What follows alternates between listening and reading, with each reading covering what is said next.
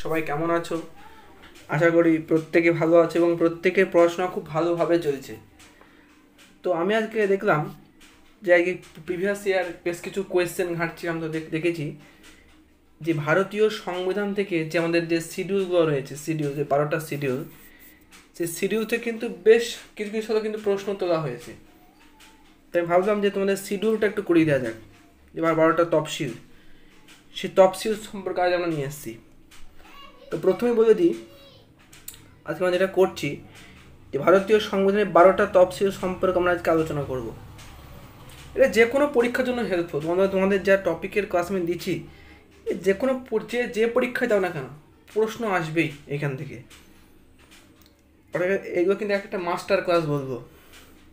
তা প্রথমেই বলছি যে ভারতের যে সংবিধান, যখন ভারতের সংবিধান তোমরা প্রত্যেকে জানো যে 1950 সালের 26শে জানুয়ারি সংবিধান কিন্তু কার্যকরী হয়েছিল। 1950 সালের 26শে জানুয়ারি। তো যখন এই ভারতীয় সংবিধান কার্যকরী হয়েছিল, মানে একদম প্রথম দিকে যেটা মূল সংবিধান, সেই মূল সংবিধানে আমাদের টোটাল ধারা ছিল 395টা ছিল ধারা, 395 ছিল আর্টিকেল, জানো 12টা ছিল তফসিল, আটটা ছিল তফসিল, 8 শিডিউল ছিল, আর 22টা ছিল পার্ট, টোটাল পার্ট সংখ্যা ছিল 22। তাই এখন 12টা কি হলো, বর্তমান যে সংবিধান অ্যাট প্রেজেন্ট বর্তমান যে সংবিধান, সেই সংবিধানের ধারা হলো 448টি ধারা রয়েছে, 12টা রয়েছে শিডিউল মানে 12টা তফসিল এবং 25টা রয়েছে পার্ট। তাহলে আমরা দেখতেই পাচ্ছ যে এখানে শিডিউল রয়েছে 12টা শিডিউল। তো এই 12টা শিডিউলে কী কী বলা আছে বেশ কিছু সাধারণত প্রশ্ন হিসেবে দিয়েছিল।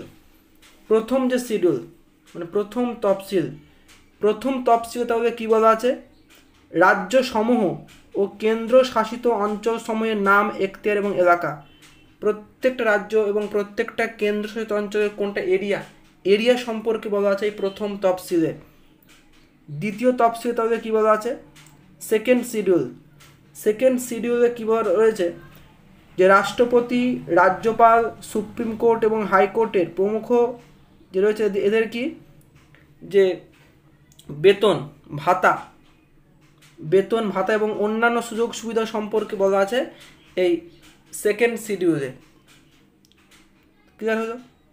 এবার আমরা আসবো থার্ড শিডিউল, 3 নম্বর যে তফসিল, থার্ড শিডিউল। এখানে কি বলা আছে, এখানে বলা আছে যে কেন্দ্রীয় মন্ত্রী, সাংসদ, সুপ্রিম কোর্ট ও হাইকোর্টের বিচারপতিগণ এবং বিধানসভার সদস্যগণ, মন্ত্রী রয়েছে, কম্পোট্রোলার, অডিটর জেনারেল, অর্থাৎ যে বিভিন্ন পদ মানে কেন্দ্রীয় মন্ত্রী, সুপ্রিম কোর্ট, হাইকোর্ট, রাজ্যপাল যাতে রয়েছে, এদের যে শপথ মানে ওথ, এই শপথ গ্রহণ এবং প্রতিজ্ঞা এটা রয়েছে থার্ড শিডিউলে, 3 নম্বর শিডিউলে এটা রয়েছে।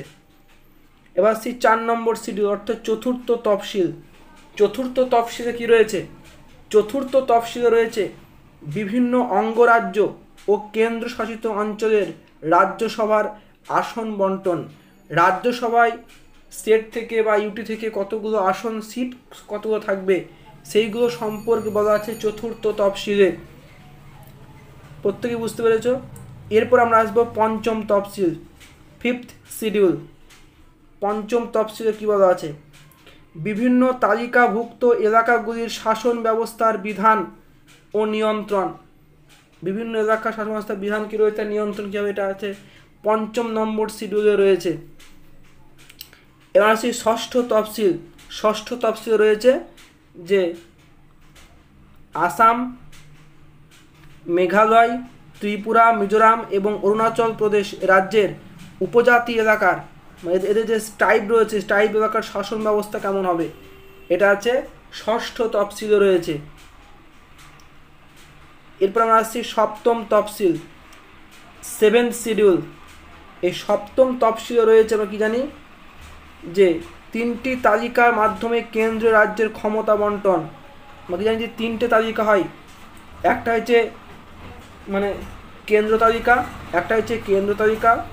একটা রাজ্য তালিকা, আর একটা হচ্ছে যৌথ তালিকা, মানে কেন্দ্র রাজ্য দুটো মিলেমিশে আছে।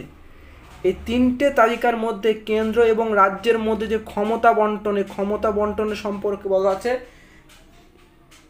7 নম্বর শিডিউল। এরপর আমরা আসবো 8ম শিডিউলের কথা, 8 শিডিউল। প্রত্যেকের মধ্যে 8 নম্বর শিডিউলে আমাদের সংবিধানে 22টা ভাষাকে স্বীকার করা হয়েছে।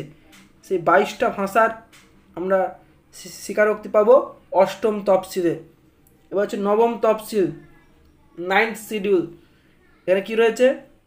প্রথম সংবিধান সংশোধনী আইন 1951 বলে তালিকা সৃষ্ট, ভূমি সংস্কার, জমিদারি প্রথার বিলোপ, রেলওয়ে, শিল্প সম্পর্কিত আইন এবং নির্দেশ, বিভিন্ন আইন সম্পর্কে বলা আছে এই 9th শিডিউলে। এরপর আমরা আসবো 10ম তফসিল, 10th শিডিউল। 10th শিডিউল সম্পর্কে কী আছে এখানে? এখানে আছে 52তম সংবিধান সংশোধনী আইন বলে এই তালিকা সৃষ্ট। এখানে আছে দলত্যাগ বিরোধী আইন, অ্যান্টি ডিফেকশন ল, এর উল্লেখ আমরা পাবো 10ম তফসিলে পাবো। এরপর পাবো 11 তফসিল মানে 11th শিডিউল। এখানে কি আছে? এখানে 11th শিডিউল আছে পঞ্চায়েত ব্যবস্থা, যেটা 1992 সালের 73তম সংবিধান সংশোধনীর মাধ্যমে এই পঞ্চায়েত ব্যবস্থাকে যোগ করা হয়েছিল। ছোট্ট একটা বিষয় বলে দিচ্ছি, তোমরা প্রত্যেকেই জানো যে আমাদের যে পঞ্চায়েত ব্যবস্থা, সেই পঞ্চায়েত ব্যবস্থা আমরা 3টে স্তর দেখতে পাই। একটা গ্রাম পঞ্চায়েত, পঞ্চায়েত সমিতি, আর হচ্ছে জেলা পরিষদ। অর্থাৎ আমাদের যে পঞ্চায়েত ব্যবস্থা ত্রিস্তরীয় পঞ্চায়েত ব্যবস্থা। এবং আমাদের যে গ্রাম পঞ্চায়েতের গঠন, এর উল্লেখ আমরা পাবো আর্টিকেল নম্বর 40 আছে। গ্রাম পঞ্চায়েতের গঠন সম্পর্কে বলা আছে আর্টিকেল 40। চলো, আমাদের একটাই শিডিউল আর পড়ে আছে, সেটা হচ্ছে আমাদের 12 তফসিল মানে সর্বশেষ শিডিউল, 12th শিডিউল। তো 11 তফসিল কি দেখলাম? যে সেখানে পঞ্চায়েত সম্পর্কে বলা আছে। আর 12 যে তফসিল, সেখানে পৌরসভা বা নগরপালিকা বা পৌরসভা সম্পর্কে বলা আছে এই 12 শিডিউলে। মানে এখানে 1992 সালে যে 74তম সংবিধান সংশোধনী আইন, সেখানে এই পৌরসভাকে পরে অ্যাড করা হয়েছিল। এইটা হচ্ছে আমাদের কিন্তু 12টা শিডিউল সম্পর্কে বলে দিলাম। পারলে খাতা একটু নোটস আকারে একটু পড়ে নিও, কেন এইগুলো থেকে কিন্তু পরীক্ষায় প্রায় এসে থাকে। আর যদি কেউ মানে মেন্স লেভেল এক্সাম কেউ দাও, লাইক ধরো WBCS মেন্স, তখন কিন্তু এই ডেপথ থেকে তোমাদের কিন্তু কোয়েশ্চেন তোলা হয়ে থাকে। এই ডেপথ থেকে কিন্তু ওরা কোয়েশ্চেন তোলে, ঠিক আছে? চলো, ছোট্ট একটা ভিডিও, আশা করি তোমাদের ভিডিওটা প্রত্যেকেই ভালো লেগেছে। যদি ভিডিও তোমার ভালো লেগে থাকে তো অবশ্যই এটাকে লাইক করে দিও এবং বন্ধুদের মধ্যে শেয়ার করতে ভুলো না। এবং অবশ্যই কমেন্ট করে জানিও যে তোমাদের ভিডিওগুলো কেমন লাগছে আর তোমাদের কোন কোন টপিকের ওপর ভিডিও চাই। আমি তোর এই মাস্টার ক্লাসে এমনি করে একটা ছোট্ট করে ভিডিও আকারে তোমাদের পুরো কিন্তু সিলেবাসটা কমপ্লিট করার চেষ্টা করব।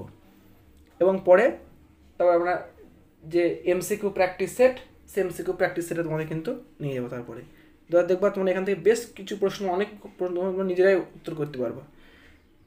আর যারা চ্যানেলে নতুন আছো তারা অবশ্যই চ্যানেলটাকে সাবস্ক্রাইব করে নিও। সাবস্ক্রাইব করে পাশে থাকা বেল আইকনটাকে ক্লিক করতে ভুলো না, তাহলে আমাদের চ্যানেলে যখনই নতুন নতুন ভিডিও আসবে এই এক্সাম ওরিয়েন্টেড, তোমরা কিন্তু সঙ্গে সঙ্গে আপডেট পেয়ে যাবে। তো আজকের মতো ভিডিও এইখানেই রাখছি, দেখা হচ্ছে নেক্সট ভিডিওতে। ততক্ষণের জন্য সবাই খুব ভালো থেকো, সবাইকে খুব ভালো রেখো এবং দুর্দান্ত প্রিপারেশন করতে থাকো।